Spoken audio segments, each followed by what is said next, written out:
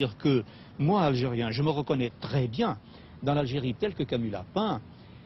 Simplement, j'ai l'impression que une espèce de qualité, de sensibilité plus grande ou plus affinée lui a permis de voir dans ce paysage qui à moi est familier des choses qui peut-être me seraient, seraient passées peut-être un peu inaperçues.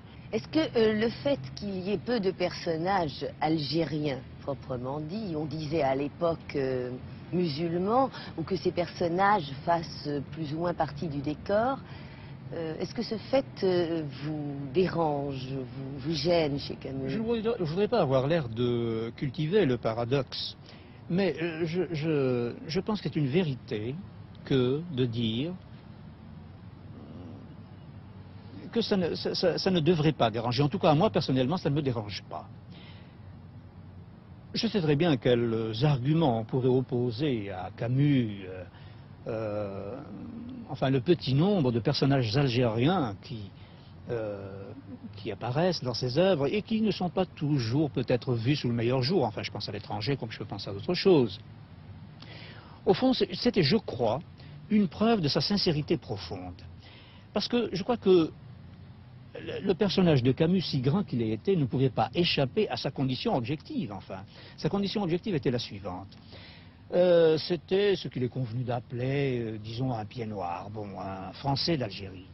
En tant que tel, et quel que soit l'effort intellectuel ou idéologique, enfin, qu'il faisait pour dépasser ce que cette condition avait d'astreignant, il ne pouvait pas ne pas en être, si j'ose dire. Enfin, il ne pouvait pas faire qu'il ne soit pas, malgré tout, un fils de petit blanc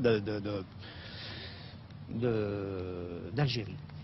Or, dans cette optique particulière, qui je crois était assez onirique de la société coloniale avant 1962, les personnages algériens n'intervenaient pas tellement dans leur réalité que comme élément du décor, si j'ose dire.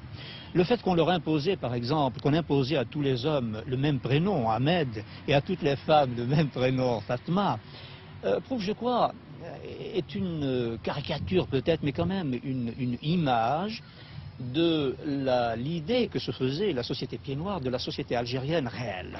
Ceci dit, Camus n'aurait pu faire qu'une espèce de série d'images d'Épinal.